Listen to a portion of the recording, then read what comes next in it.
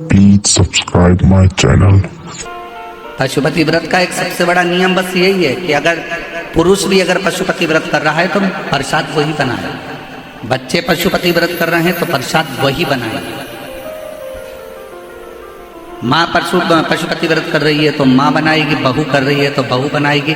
पशुपति व्रत का एक नियम सबसे बड़ा यही है कि माँ की अगर थाली जा रही है तो बेटा उस थाली से पूजन नहीं कर सकता।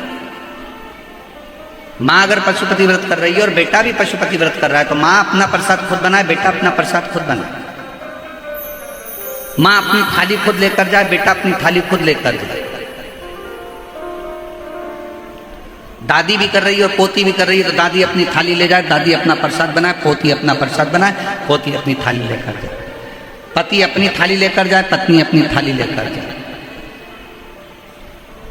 पशुपति व्रत स्वतः करना पड़ता है, स्वयं। आपको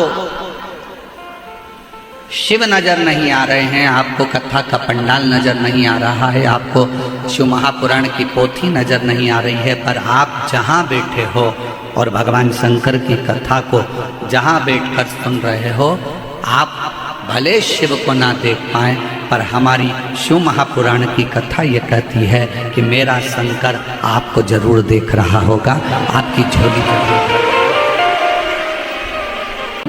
वो हमको देखे। रहनु मंदिर जाना चालू कर दिया।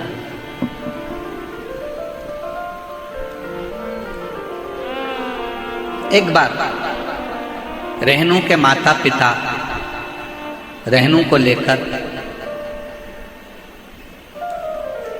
मल्लिकार्जुन का दर्शन करने के लिए श्री शैलम पर्वत, जहां पर भगवान शंकर और पार्वती दोनों विराजमान हैं, मल्लिकार्जुन की भूमि। बोल मल्लिकार्जुन भगवान की। 12 ज्योतिर्लिंग में से एक ज्योतिर्लिंग मल्लिकार्जुन, जहां पर भगवान शिव और पार्वती दोनों बैठे, दोनों द्वितीय ज्योतिर्लिंग का वर्णन है। रहनु को ले गए।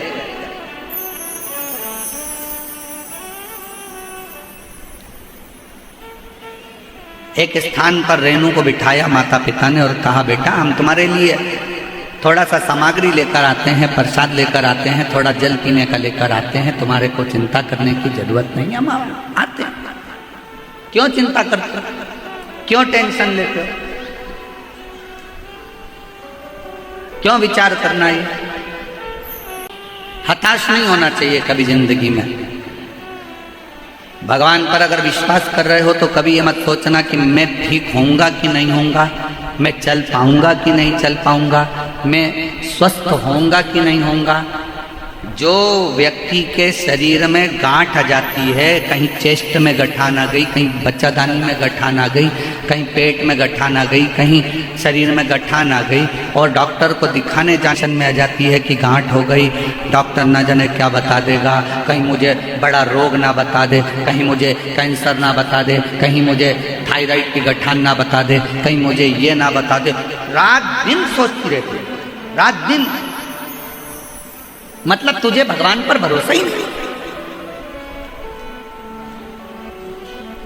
दिन रात सोच रही है, कहीं मुझे ये बीमारी तो नहीं हो जाएगी, कहीं मुझे ये बीमारी तो नहीं हो जाएगी, कहीं मुझे ये बीमारी तो नहीं हो जाएगी। और तुम बार बार मनन चिंतन उसी चीज का करोगे तो वो बीमारी तुमको एक ना एक दिन पकड़ ही लेगी। और अगर तुमने मनन चिंतन करना छोड़ दिया, ये तो छोटी मोटी गांठ है, कथा में सुना है मैंने, शंकर जी पे चढ़ा हुआ जल पीने से ठीक हो जाती है। डॉक्टर से जांच करवाऊंगी, डॉक्टर दवाई देगा, कुंदकेश्वर महादेव का नाम लेकर डॉक्टर की दी हुई दवाई को खाऊंगी और शंकर जी के मंदिर में एक लोटा जल चढ़ाऊंगी, ठीक हो जाऊंगी, पक्का पक्का। गठान 1 महीना 1.5 महीने के अंदर गलना ही पड़ेगा, क्योंकि तुमने विचार ही ऐसा करना। अगर कोई बहू जरा जरा सी बात बोलती और तुम जरा जरा सी बात में लड़ाई करोगे तो झगड़ा बढ़ता जाएगा। बोलो बढ़ेगा कि नहीं बढ़ेगा, जम के बोलो जरा। बहू अगर कोई भी बात बोल रही है ना और तुम उससे लड़ाई करोगे, झगड़ा करोगे तो झगड़ा बढ़ता चला जाएगा। बहू ने कुछ बात की और तुमने बात करी तो झगड़ा बढ़ेगा। थोड़ी थोड़ी सी बात में अगर तुम बार बार मनन चिंतन करते रहोगे तो बीमारी बढ़ती जाएगी। अब बहू ने कुछ कहा और तुमने यहाँ से सुना और यहाँ से निकाल दिया, उसका जवाब ही नहीं दिया, तो झगड़ा होगा क्या? जम के बोलो जरा। नहीं। बेटे ने कुछ कहा और तुमने उस पर ध्यान ही नहीं दिया तो झगड़ा होगा क्या? नहीं। उसी तरह अगर कुछ शरीर में गांठ आ भी गई है, किडनी लीवर डॉक्टर ने बेकार बता भी दिया है, तो गलत मत सोचो, आप उस पर ध्यान देना थोड़ा कम करो, भगवान का भजन करो, डॉक्टर जो दवाई दे वो खाओ, शरीर की जांचें कराते रहो, जैसा जैसा डॉक्टर बोले वैसा वैसा करते रहो, और शंकर के मंदिर में एक लोटा जल चढ़ाते रहो। जब तुम ध्यान नहीं दोगे तो निश्चित है कि वो बीमारी तुम्हारे अंदर प्रवेश नहीं करेगी, वो बीमारी बाहर निकल जाएगी कि मुझे केयर ही नहीं कर रहा,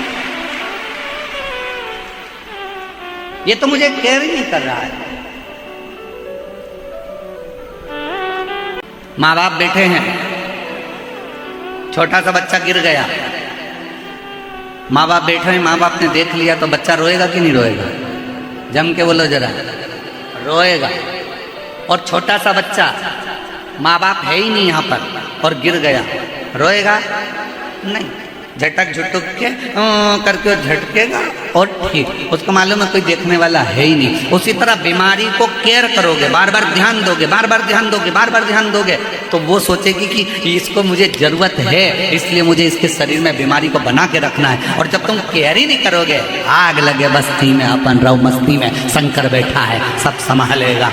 अच्छा, शिव ओघड़ी है।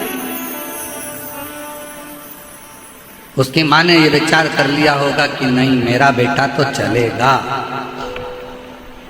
और बेटे ने भी मन में विचार कर लिया होगा कि मुझे चलना है। हम शिव के प्रति आश्रित हैं। रहनु भगत के माता पिता बिठाए, हम प्रसाद लेकर आते हैं, तुम यहाँ बैठो, जल लेकर आते हैं, तुम बैठो।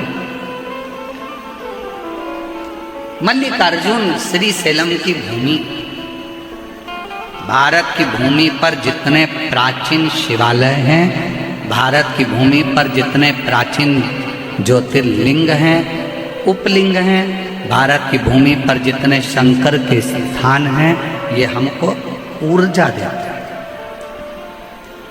ऊर्जा। और शिव महापुराण की इस कथा में हम कहने में पीछे नहीं हटेंगे। इस सरगोरा शिव पुराण में आप लोगों से निवेदन करेंगे, आपके घर के नज़दीक में अगर कोई प्राचीन शिवालय है तो वहाँ हफ्ते में, 2 हफ्ते में, महीने में, साल भर में जाया करो। और जितने लोग शिव महापुराण की कथा को सुन रहे हैं उनसे भी कहेंगे, जब सारी दुनिया से हार जाओ, जब लगने लगे कि अब मेरा कोई रास्ता नहीं है, तब एक बार कुबेर भंडारी के दरवाजे पर सीहोर कुबेरेश्वर धाम आकर कंकर को बीनो, कंकर को 5 कंकर बीनो, रखो, पूजन करो, बाबा से विनय करो, एक कंकर अपने साथ में झोली में रखकर बाबा से विनती कर कर लेकर आ जाओ, रुद्राक्ष ले आओ। जब सब दूर से हार जाओ तब आखिरी में वो कुबेर भंडारी का दरवाजा जाओ उसके, और तेरे दरबार की निराली शान दे, तुझे देते नहीं देखा, पर झोली भरी और मुख दुनिया मोड़े, बाबा मुख मेरी लगी भरी दीनू, बाबा तू है। आप उस पर आश्रित हो जाओ। हम जब मन से हारते हैं तो हमारा शरीर भी हार जाता है। हार मत मानना। कभी अपने मन को मत कहना कि तू ये नहीं कर सकता। किसी ने कहा तुम्हारी दुकान, तुम नई दुकान डाल रहे थे, दुकान डालते डालते किसी ने कह दिया अरे इतनी बड़ी, यहाँ डालने से क्या मतलब, यहाँ तो चलने ही वाली नहीं है, यहाँ अच्छे अच्छे की नहीं चली, तेरी कहाँ से चल जाएगी। ये वाला काम तो करना ही मत ही। कई लोगों ने करके देख लिया, उन्हीं की नहीं चली तो तेरी कहां से चल जाएगी। कहां चले। एक मकड़ी जाला बना रही थी, दरवाजे के पीछे छिपकली आ गई। छिपकली ने आकर कहा यहाँ काय को जाला बना रही है, दरवाजा बंद चालू होगा तेरा जाला टूट जाए, बनाना है तो कोई अच्छी जगह बना।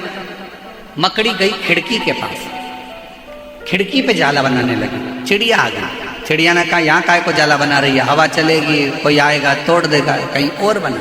मकड़ी गई दरवाजे के सामने जाला बनाने लगी। वहीं पर एक चींटी आई, चींटी ने कहा यहाँ काय को जाला बना रही हो, यहाँ जाला बनाओगी तो कोई भी तोड़ देगा।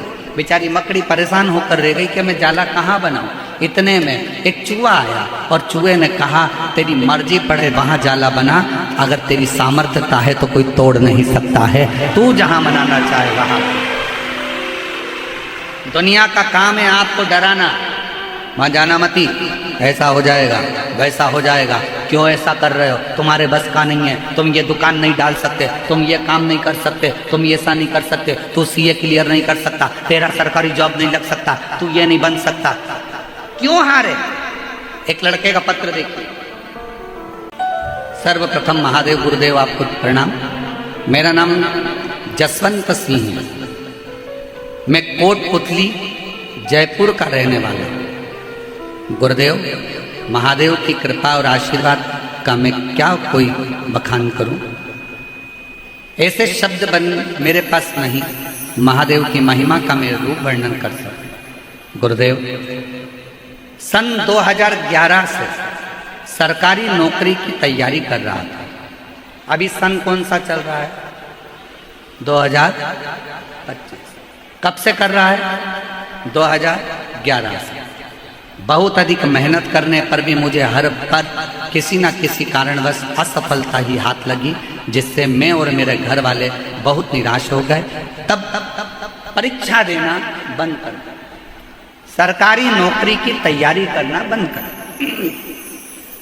बंद कर एक दिन टीवी पर कथा सुन रहा था और आपने कह दिया कि अपनी मेहनत को 4 गुना करो, शिव पर भरोसा करो, अथक मेहनत करोगे तो जीत कर ही रहोगे।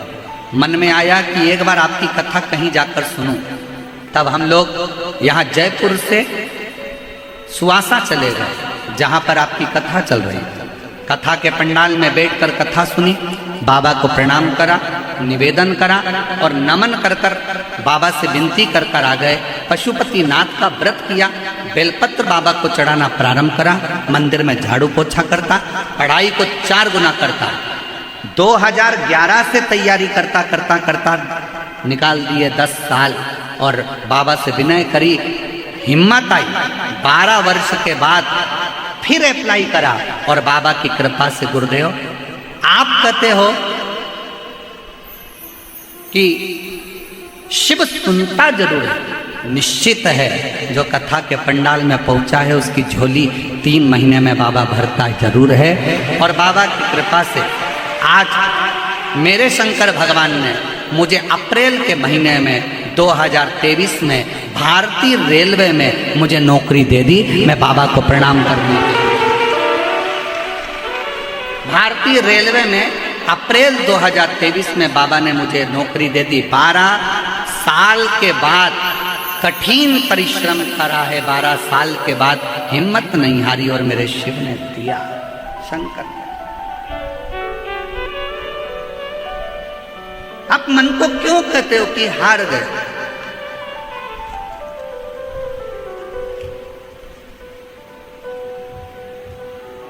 कौन कहता है कि आप डॉक्टर नहीं बन सकते? कौन कहता है कि आप कलेक्टर नहीं बन सकते? कौन कहता है कि आप एसपी नहीं बन सकते? कौन कहता है कि आप डीएसपी नहीं बन सकते? कौन कहता है कि आप कोई अच्छा पद प्रतिष्ठा प्राप्त नहीं कर सकते? आप में ऊर्जा है, आप सब कुछ कर सकते। अच्छी एजुकेशन, विद्या अध्ययन, अपनी लगन, अपनी मेहनत, रात दिन का संघर्ष आपको आपकी मंजिल तक भेजेगा और शंकर जी पर करा हुआ भरोसा आपको हाथ पकड़कर भगवान शिव मंजिल तक पहुंचा। कोई कहे कि मैं चल नहीं सकता, डॉक्टर ने कहा है कि ये चलेगा नहीं, डॉक्टर ने कहा है ये कोमा में पड़ा रहेगा, डॉक्टर ने कह दिया कि ये ऐसा ही रहेगा, इसका उठना कठिन है। आप हृदय से अगर ठान लिए, हेडफोन लगाओ, बाबा की कथा कर तत्व ग्रहण करो, भगवान से प्रार्थना करो, प्रतिदिन शंकर पर चढ़ा हुआ जल उस बीमार व्यक्ति के शरीर पर लगाओ, 2 बूंद उसके मुख में दो और विनती करो, मेरा शंकर ऐसा हो ही नहीं सकता कि नहीं दे। अकाल मृत्यु वो मरे जो काम करे चंडाल का, और काल उसका क्या बिगाड़े जो भक्त हो महा। शिव की आराधना आपके मन को बल देती है, ऊर्जा देती है। शिव की आराधना आपको एक एनर्जी देती है। करो। एक बहुत बड़ी बीमारी हो गई है लोगों को, बहुत बड़ी बीमारी। उस बीमारी से छुटकारा नहीं मिल रहा है पूरी दुनिया के लोगों को। क्या पता वो बीमारी लोगों को कब तक लगी रहेगी। सबको लग गई, सब, हर आदमी बीमार है इस बीमारी से। और वो बीमारी कौन सी है? वो बीमारी है कल। कौन सी बीमारी है? कल। बेटा पढ़ाई कर ले, मम्मी कल से कर लूंगा, बिल्कुल इतनी जान झोंक दूंगा कि मैं क्लियर कर लूंगा। बेटा ये काम कर ले, मम्मी कल कर लूंगा। दुकान खोल ले, पंडित जी ने कल का मुहूर्त दिया और कल से पहले निपट गया तो कल का मुहूर्त। फैक्ट्री का मुहूर्त कल का। भगवान राम जी का राज्याभिषेक कल होने वाला था, रात में ही 14 वर्ष के लिए बन जाना पड़ा। कल किसने देखा? किस कल की बात करते हैं? दुनिया के नवयुवक बेटा बेटी, नवयुवक लड़के लड़कियों को ये रोग लग गया, ये बीमारी लग गई है। मम्मी कल, बस कल, बस कल। शिव महापुराण की कथा में शंकर भगवान पार्वती से कहते हैं कल कभी नहीं आता, आज जो कर लिया वो कल पलट देता है। जो आज कर लिया वो कल। मैं पढ़ाई करूंगा कल से, मैं टाइम टेबल बनाऊंगा कल से, मैं उठूंगा सुबह मॉर्निंग वॉक करने जाऊंगा कल से, मैं मॉर्निंग वॉक करने जाऊंगा कल से, डॉक्टर को दिखाऊंगा कल, ये काम करूंगा कल, वो काम करूंगा कल। ये बहुत बड़ी बीमारी है जो आजकल के नवयुवक बेटा बेटियों को, आज के व्यक्ति को ये बीमारी लग गई है, जो हर चीज कल पर टालते हैं। और शिव महापुराण की कथा कल का भरोसा नहीं करना बताती। शिव पुराण की कथा कहती है अगर आप आज मजदूरी कर रहे हो, आज आपने मेहनत करी है, तो उसका फल कल देखने को मिलेगा। आप आज से चालू करो, आज से करो ना। पर हमने ये ना जाने कौन सी बीमारी अपने अंदर लाकर रख ली। कल बहू कहती है मैं कल मम्मी ये सारा गेहूं कल साफ कर दूंगी, ये सारी दाल कल साफ कर दूंगी, मम्मी मैं कल अलमारी साफ करूंगी, मम्मी कल मैं घर साफ करूंगी। और घर साफ करने बैठी थी और मामा जी आके बैठ गए तो रिश्तेदार आकर बैठ गए तो कौन सा घर साफ कर लेगी, कौन सा काम कर लेगी? मम्मी कल मैं ये काम करूंगी। कल नहीं, काल करे सो। ये तो पुरानी कहावत है, कितनी सुंदर है। काल करे सो आज कर, आज करे सो अब पल में प्रलय हो जाएगा। शिव नाम जपेगा तू आज कल मैं कल कथा में जाऊंगी। और मंच से घोषणा हो गई कि कल कथा ही नहीं होगी। इंतजार, कल जाऊंगी। और बैठी थी चौथे दिन की कथा में जाऊंगी और कथा पूरी होते सी घोषणा हो गई कि कथा कल कैंसिल। आज डिप्रेशन में पड़ गई, लो हो गया, कर गया। और बैठो कल के चक्कर में। इसलिए कल का कोई इंतजार नहीं। क्या इंतजार करना? कल से मैं अपनी सास के पांव पड़ूंगी, और सास नहीं पड़ गई तो फोटो क्या? कल किसने देखा? ये बहुत बड़ी बीमारी है, बहुत। ये बीमारी कब छूटेगी लोगों की?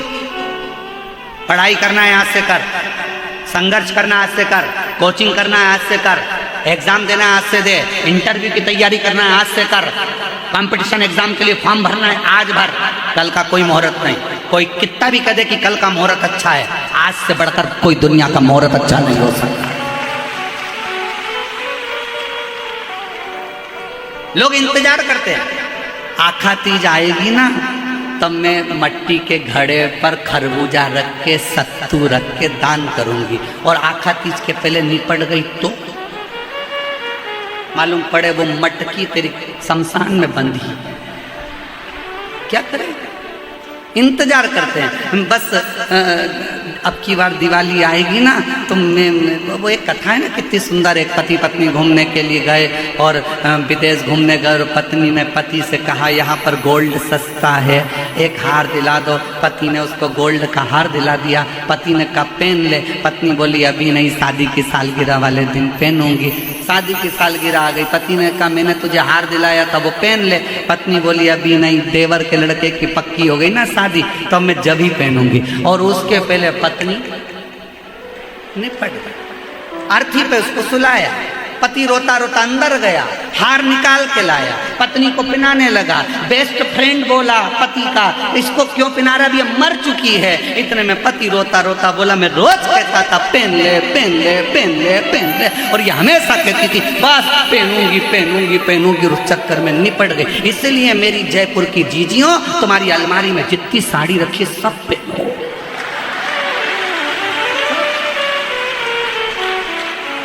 क्या भरोसा है, क्या भरोसा। अब तुमने तो घड़ी बना बना के अलमारी में रख दी। कभी कभी दिवाली पे वो नीचे गिरती है, साड़ियाँ भी कहती है कब पहनेगी, पहन ले पहन ले। और मालूम पड़े पहन नहीं पाई, और उसके पहले निपट गई। ऊपर जाती जाती यमराज से बोली वंस मोर, यमराज से वंस मोर, एक बार वापिस छोड़। यमराज पूछा क्यों? नीले कलर की निपे, उसमें अभी पीको लगवाई थी मैंने, उसकी चोली सिलवाई थी, उसकी फाल लगवाई थी, वो ऐसी कैसी धरी की धरी रह गई। इतने में यमराज बोला फालतू बात मत कर, लीलाबाई चल रही कि दूध धर के चल। वो यमराज से क्या भिड़े उससे, चल। अब वो नीली कौन पहनेगा, तू तो निपट के गई।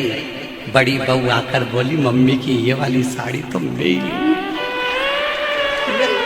और जोड़ जोड़ के रखती जा, मत पहन। इसलिए आज से नियम बना लो, अपनी अलमारी में जितनी साड़ी एक से बढ़कर है, शादी वाला चुन्नी बेस भी निकालो, कब पहनोगे? खूब अलमस्त होकर ईसर गौरा जी का मूर्ति का दर्शन करो। मेरी गौरा महारानी 16 श्रृंगार में दिखती है, और वो कहती है जीवन का कोई ठिकाना नहीं, इसलिए पूरे श्रृंगार के साथ अपनी जिंदगी जिए, पूरे। अब कई माताएं कहती हैं हमारी तो अवस्था हो गई, हम तो 60 साल के हो गए, अगर अब हम ऐसा सब पहनेंगे तो लोग क्या कहेंगे। अरे दुनिया के लोगों को जान दो, दुनिया के लोगों का क्या पड़ा है।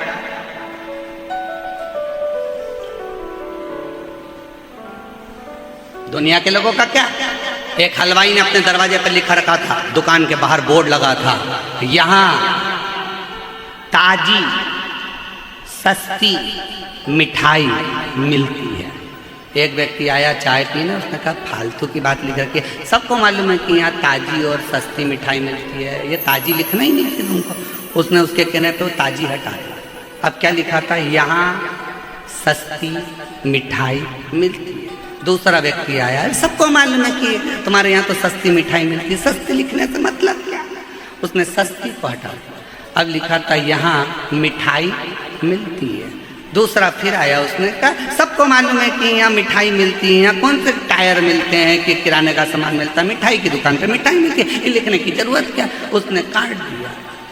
अब केवल मिठाई हटा दी, लिखता है यहाँ मिलती है। फिर अगला आया, अरे पागल हो गया है, कम से कम लिख तो सही कि यहाँ मिठाई मिलती है। उसने सिर घुमाकर कहा गजब की दुनिया है, ये जीने नहीं दे सकती। पहले खुद ही मना करती है और फिर खुद ही चालू करती है। ये जीने नहीं दे सकती, इसको समझना चाहिए। दुनिया है, जीने नहीं दे सकते। आप अपनी मस्ती में जियो। 60 साल के हो गए, 65 साल के हो गए, 70 साल के हो गए, सोच के बैठ गए अब हमारा तो जीवन निकल गया, अब हमारा। अरे मरने की आखिरी घड़ी तक तुम्हारी जिंदगी में तुम्हारे चेहरे पर मुस्कुराहट होना चाहिए, तुम्हारी स्माइल होना चाहिए और तुम्हारा जीवन आनंदित होना चाहिए। आग लगे बस्ती में अपन रहो। और अगर कोई तुमसे कह भी दे तो वो एक डायलॉग मारा था ना, वो मुंबई के कलाकारों ने, बुढ़ा तेरा बाप।